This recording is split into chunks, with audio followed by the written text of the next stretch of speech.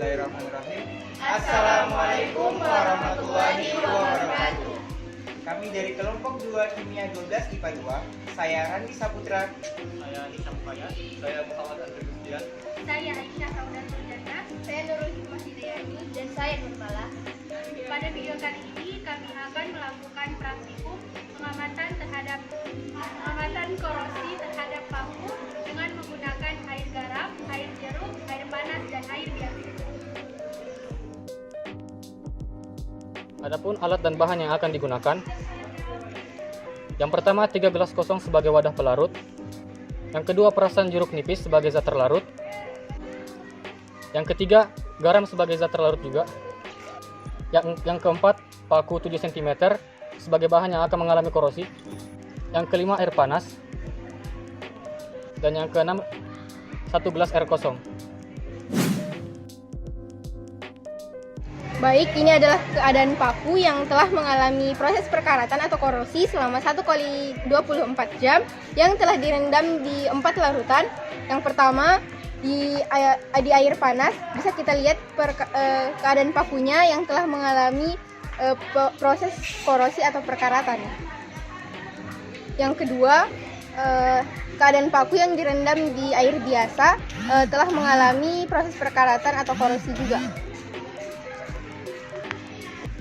Selanjutnya, di larutan air jeruk bisa kita lihat keadaan pakunya sama sekali belum mengalami proses perkaratan atau korosi selama 1 kali 24 jam.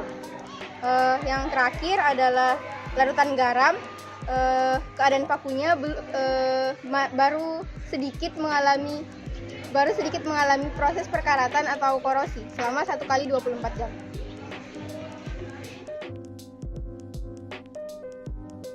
Baik, inilah keadaan paku yang telah direndam selama 2 kali 24 jam. Yang pertama adalah paku yang direndam dengan air panas. Seperti ini. Seperti yang kita lihat bahwasannya hampir seluruh badan paku mengalami korosi. Lalu yang kedua adalah paku yang direndam menggunakan air garam. Seperti yang kita lihat bahwasannya pada paku ini sangat minim yang namanya perkaratan atau korosi. Lanjut, paku ketiga yang direndam menggunakan air jeruk. Seperti yang kita lihat bahwasannya tidak terjadi korosi ataupun perkaratan sama sekali pada badan paku.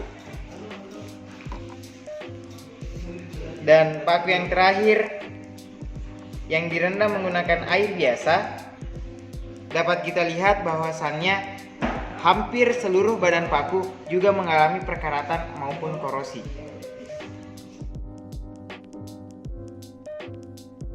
Baik, inilah keadaan paku setelah direndam dengan beberapa jenis air. Yang pertama, keadaan paku setelah direndam dengan air jeruk. Keadaan paku masih bagus dan tidak mengalami perkaratan.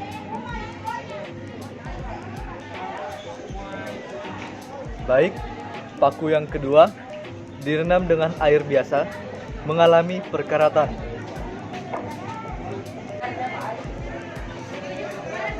Lanjut, inilah keadaan paku yang ketiga yang setelah direndam dengan air panas. Dapat dilihat, keadaan paku sangat berkarat. Paku berkarat memenuhi seluruh badan paku. Dan yang terakhir adalah keadaan paku setelah direndam dengan air garam.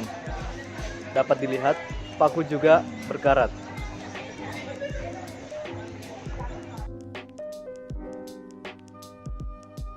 Baik, ini adalah keadaan paku yang direndam selama 4 kali 24 jam. Yang pertama, keadaan paku yang direndam di air panas. Bisa kita lihat keadaan pakunya seperti ini. Proses perkaratan terjadi di seluruh badan paku.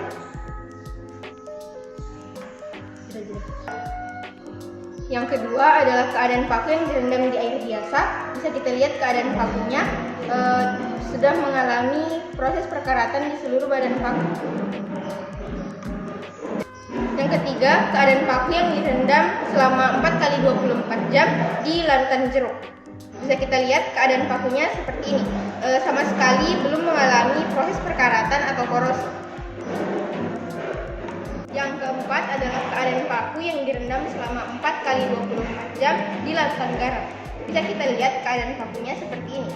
Paku mengalami proses perkaratan sebagian.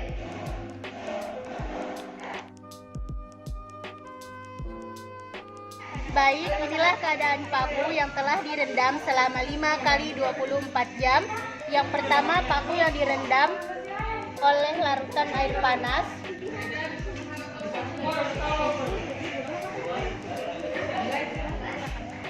Bisa dilihat keadaan pakunya telah mengalami perkaratan di seluruh badan paku. Kemudian yang kedua yang direndam oleh larutan air garam. Bisa dilihat paku telah mengalami perkaratan di seluruh badan paku juga. Kemudian yang ketiga, paku yang direndam di air jeruk.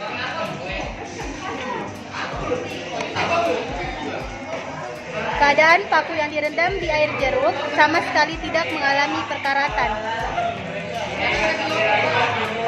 Dan yang keempat, paku yang direndam di larutan air biasa. Bisa dilihat paku juga telah mengalami perkaratan di seluruh badan paku.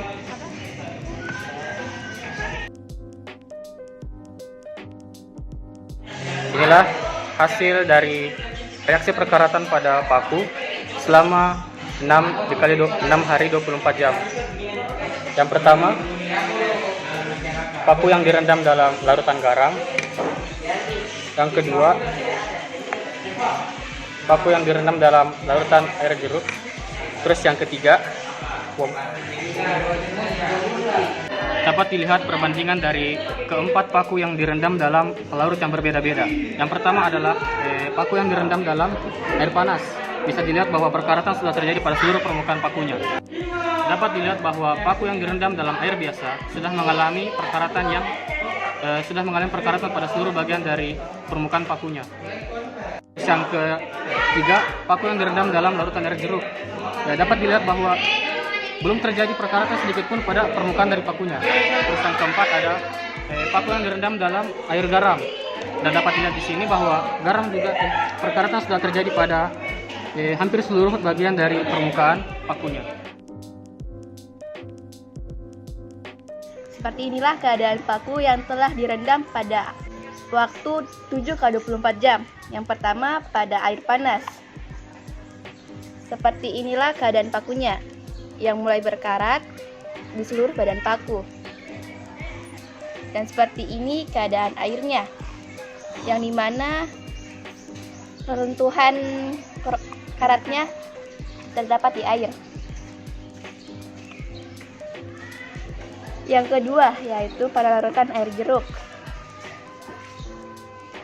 Seperti inilah keadaan pakunya, yang dimana tidak mengalami korosi sama sekali. Dan seperti ini keadaan airnya.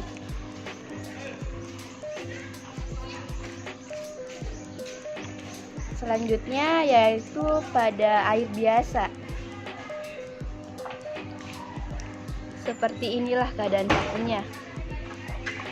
Sama seperti dengan air panas, air biasa mengalami korosi di setiap bagian tubuh paku. Dan inilah air hasil rendamannya. Dan yang terakhir adalah air garam. Seperti ini keadaan pakunya, yang mengalami banyak korosi di setiap seluruh bagian tubuh paku. Dan seperti ini keadaan airnya.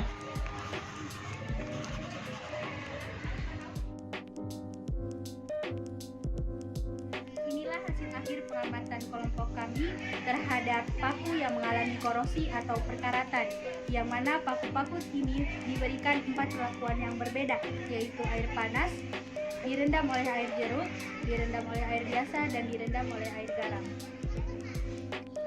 Demikian hasil pengamatan dari kelompok kami selama 7 hari atau seminggu terhadap perkaratan paku yang diberikan 4 perlakuan berbeda, yakni direndam dengan air panas, air biasa, larutan air jeruk, dan larutan air garam. Dapat kami simpulkan dari pengamatan ini adalah paku yang direndam dalam air biasa dan air panas mengalami korosif lebih cepat dibandingkan dengan paku yang direndam dalam larutan garam, larutan air jeruk. Hal ini dikarenakan bahasa memiliki pengaruh yang sangat besar terhadap proses perkaratan paku. Sekian dari kelompok kami. Kelompok 2, wabillahi taufiq wal hidayah. Wassalamualaikum warahmatullahi wabarakatuh.